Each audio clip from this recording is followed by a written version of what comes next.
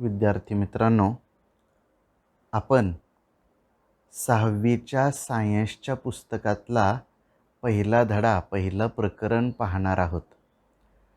आता हा जो व्हिडिओ आहे, हा फक्त तुम्हाला ह्या प्रकरणाचं वाचन कसं करायचं हे सांगण्यासाठीचं आहे.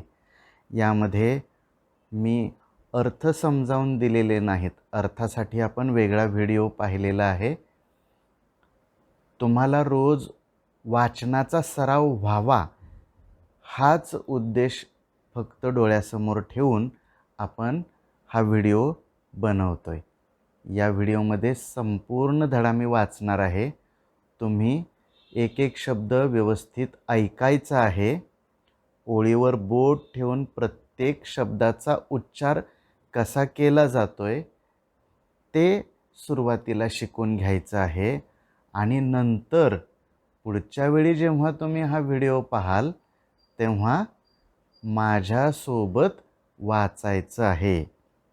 ठीक आहे. आता हा सुरुवातीचा काही प्रश्नांचा भाग आहे, तो वगळून आपण वाचन सुरू करूया. Natural resources.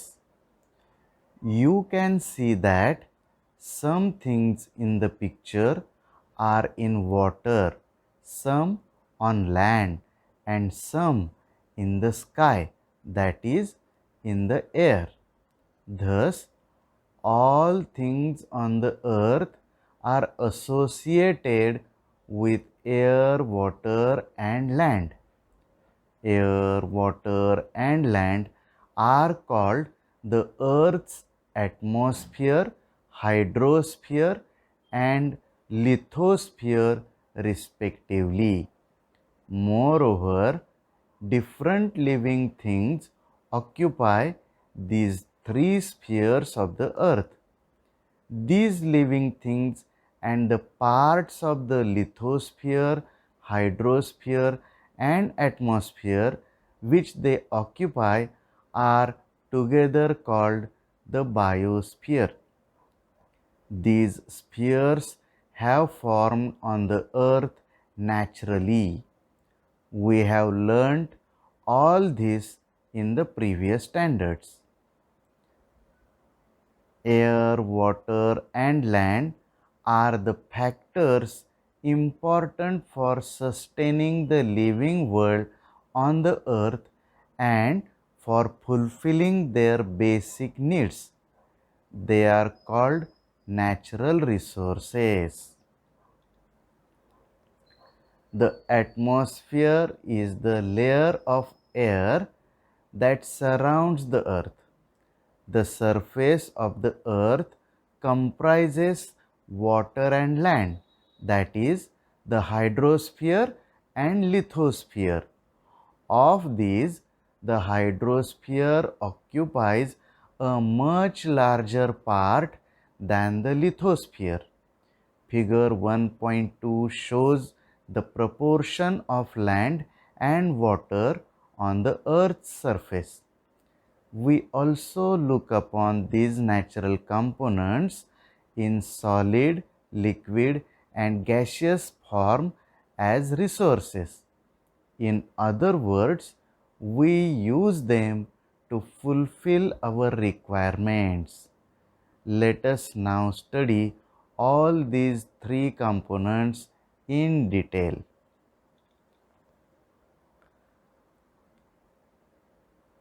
Can you recall what are the 5 layers of the atmosphere? याचं उत्तर तुम्हाला माहिती आहे. कोणते कोणते?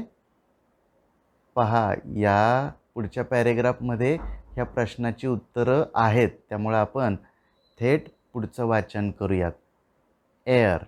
The air in the atmosphere around the earth contains nitrogen, oxygen, carbon dioxide, 6 inert gases, nitrogen dioxide, sulfur dioxide, water vapor, and dust particles.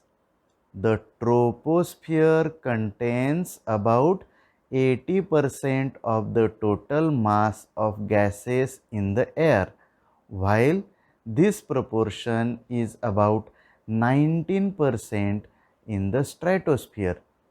Further, in the mesosphere and ionosphere, the proportion of the mass of gases goes on decreasing. Gases are not found in the exosphere and beyond. You can see that air is a mixture of several gases and is the chief constituent of the Earth's atmosphere. Besides these gases, air also contains water vapor and dust particles. The amount of the gases in the air is the greatest near the surface and decreases as we go higher and higher from the surface. That is, air becomes rare at higher altitudes. The proportions of the constituents of air and some of their uses are given here. Some uses of gases in air. Nitrogen helps living things to build the necessary proteins. It is useful in the production of ammonia and in airtight packaging of foodstuffs. Oxygen, necessary for respiration in living things and for combustion. Carbon dioxide, plants use it for producing their food, used in fire extinguisher. Argon, used in electric bulbs. Helium, used for obtaining low temperature and also for generating lift in airships. Neon, used in decorative lights and for street lighting. Krypton, used in fluorescent tubes. Xenon, used in flash photography. Always remember, the living world on the earth is sustained due to the balance between various gases and other constituents of air. The atmosphere is a very important filter. It allows the light and heat of the sun to reach the earth, which is necessary for life. But it prevents the harmful elements from reaching the earth. It is in the atmosphere that fog, clouds, snow, and rain are produced. Observe and discuss. What is the similarity in the three pictures below? All the above pictures show large-scale emission of smoke through different agencies. This smoke directly mixes with the atmosphere, disturbing the balance between the constituents of air. This is called air pollution. Harmful gases are given out through combustion of fuels in vehicles and in big industries, and also through incomplete combustion of fuels like wood and coal. As a result, air pollution is increasing day by day. Harmful substances released in air through combustion of fuels are nitrogen dioxide, carbon dioxide, carbon monoxide, sulfur dioxide, soot. Ozone layer, the protective shell. There is a layer of ozone O3 gas in the lower part of stratosphere. Ozone gas is not directly useful for the survival of living things. Yet, it is very important for living things to have this layer of ozone at a high altitude around the earth. The ultraviolet rays coming from the sun are very harmful for living things. The ozone gas absorbs these rays. As a result, life on earth is protected. The ozone layer is destroyed if chemical gases like carbon tetrachloride or the chlorofluorocarbons used in air conditioners and refrigerators mix with the air. The 16th of September is celebrated as Ozone Protection Day all over the world to make everyone aware of the importance of ozone.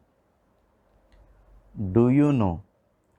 In metropolitan cities like Mumbai, Pune, or Nagpur, boards are displayed at places of heavy traffic to show the proportions of the various constituents of the air at that place.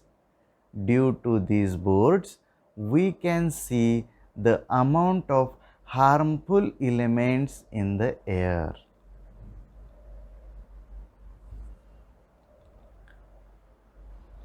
Water. Observe how much water is used and for what purpose it is used in your house for a whole day.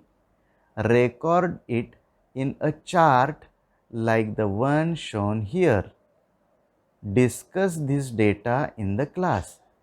Divide the total amount of water used in your house by the number of persons to find out how much water each person needs. You will see that it is almost impossible for us to spend even a single day without water. We need to drink 3 to 4 liters of water every day so that all our bodily functions run smoothly. Other living things also require water, although the amount of water they need may vary according to the size of their body. Thus, we see that water is very important. If hydrogen gas burns in air, it combines with oxygen and water is formed. We have learned about some characteristics of water in the previous standards. In nature, water occurs in 3 states. Water does not have color, taste, or odor. Many substances readily dissolve in water. Therefore, water is a universal solvent. The blood of animals and the sap in plants contain a very high proportion of water. No living thing can survive without water. Therefore, it is said that water is life. We cannot use all the water on earth because seawater is salty. Some water is in the frozen state. A very small quantity of water is available for drinking, yet it is enough for all living things.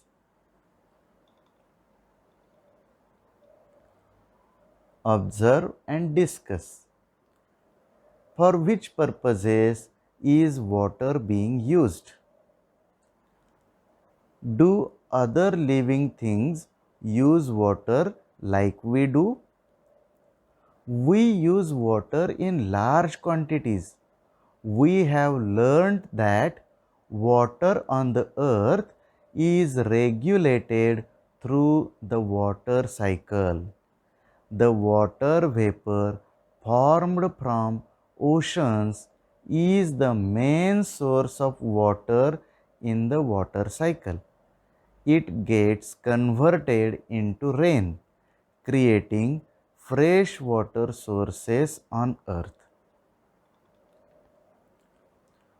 We get water from natural sources such as streams, rivers, ponds, springs, and lakes.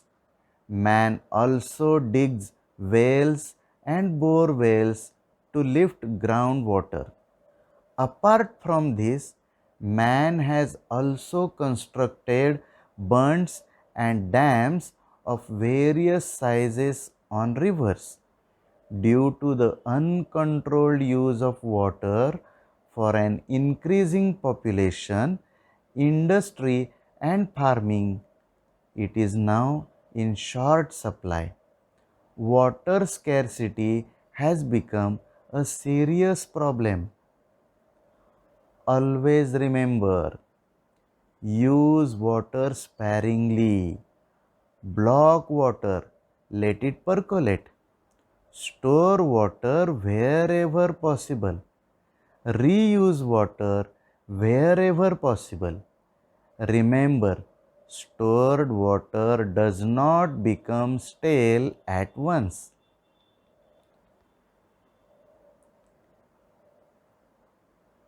Can you tell?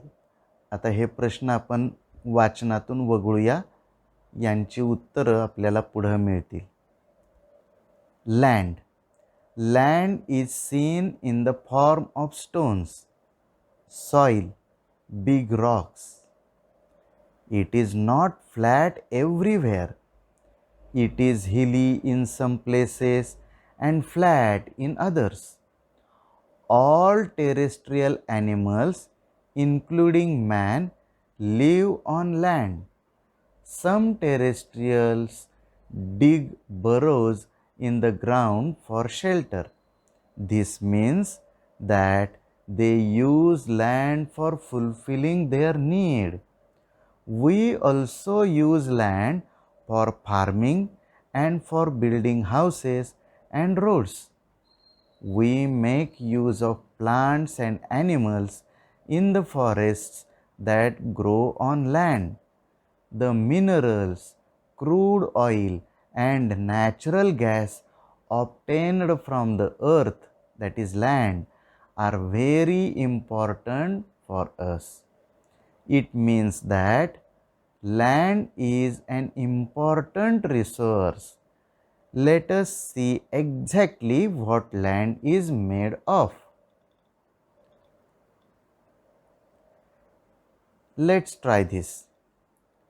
Take a transparent plastic bottle, a handful of soil, some stones, sand, some dry leaves, and water.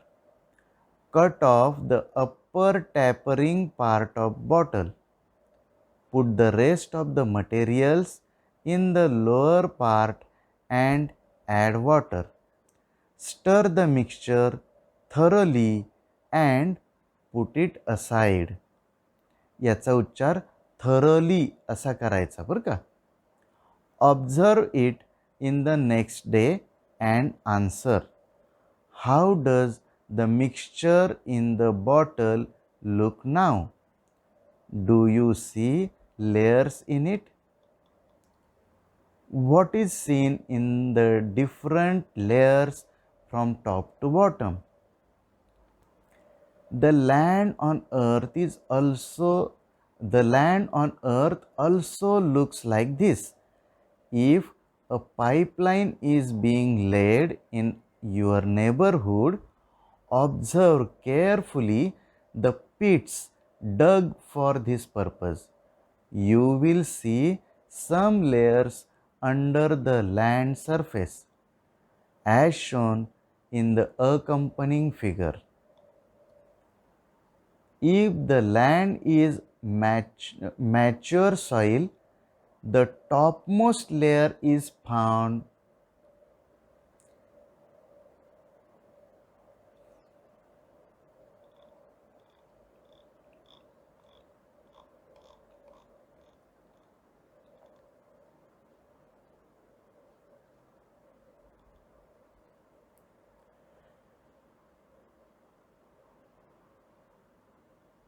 the land on earth also looks like this.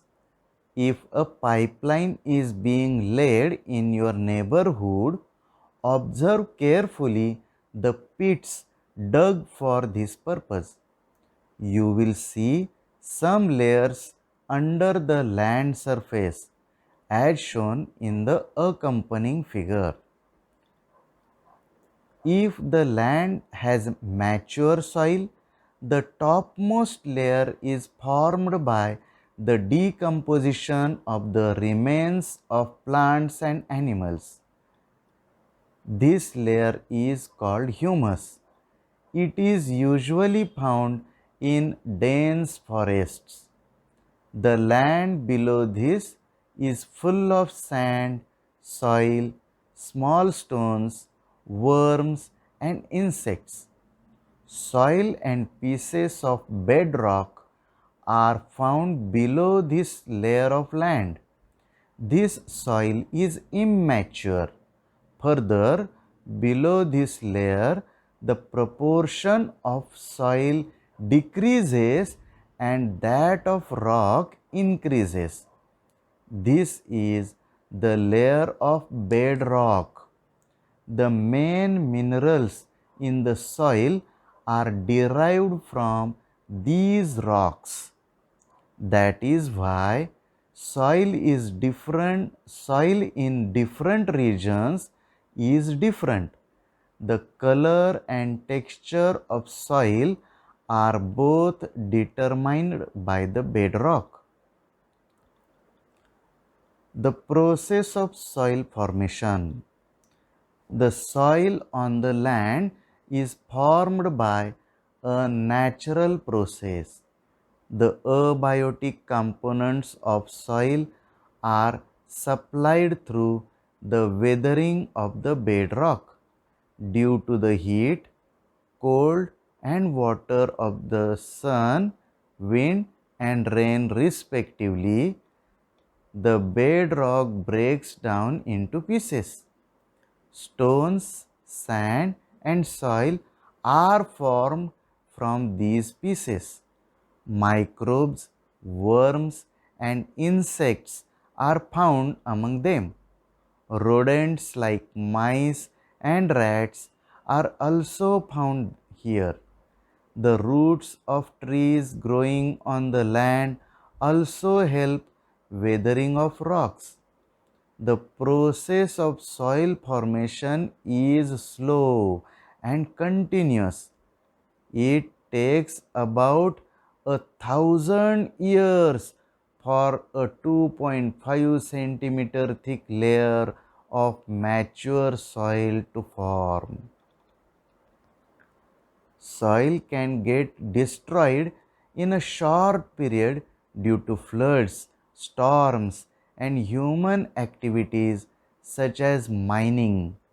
That is why it is necessary to conserve soil and to prevent erosion of land. The best remedy for this is to increase the green cover of the land.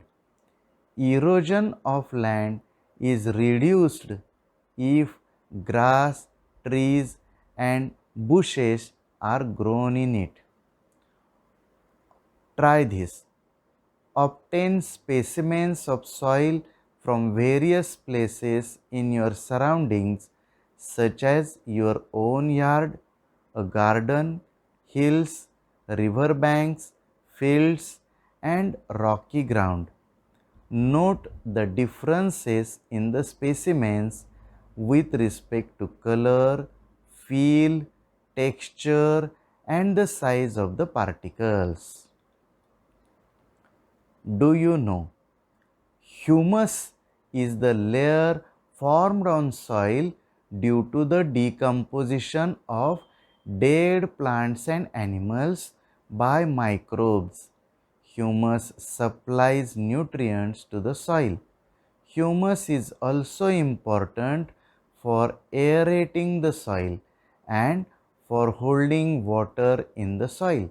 The proportion of humus in the upper layer of good fertile soil is about 33% to 50%. Use your brain power. What are the constituents of soil? Classify them as biotic and abiotic constituents. Biotic म्हणजे जे सजीव आहेत ते, abiotic म्हणजे जे निर्जीव आहेत ते. Forests on land got buried underground due to the great upheavals that took place on the earth many ages ago. After that, the process of formation of fossil fuels from the remains of living things took place underground. We get fuels like petrol, diesel, kerosene, paraffin, and other useful materials like tar and wax from the fossil fuel called crude oil. Living things use land, water, and air available on earth, and so does man. However, the portions of these resources that are actually put to use are very small as compared to the whole earth. Look at the following table. Land 29%, potable water or fresh water 0.3%, oxygen 21%. Even in these small proportions, the resources shown in the above table are sufficient for all living things. Only it is very necessary for man to control his greed. In other words, he must use these resources judiciously with the awareness that they are meant for all other living things and not just for mankind. Institutes at work. India Meteorological Department IMD was established in 1875 for studying the weather in the Indian subcontinent. The main function of this institute is to observe the weather and to make weather forecast. This institute also conducts research related to changes in weather, makes forecasts about rains, and studies the developments related to global warming. What we have learnt? The elements available in nature which fulfill the basic needs of living things are called natural resources. Air, water, and land are important natural resources. Soil has both biotic and abiotic constituents. There are many constituents of air such as nitrogen, oxygen, carbon dioxide, inert gases, water vapor, and dust particles.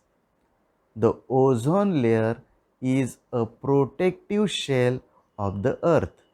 Natural resources should be used carefully and sparingly. तर बाळांनो, हा chapter, हा धडा आपला वाचून पूर्ण झालेला आहे. तुम्ही हा व्हिडिओ रोज पाहायचा आहे आणि यात माझ्यासोबत तुम्ही पुस्तक समोर ठेवून वाचन करायचं आहे. मोठ्यानं वाचन करायचं, म्हणजे तुमच्या तोंडात हे शब्द अचूकपणे बसतील. ठीक आहे? Thank you.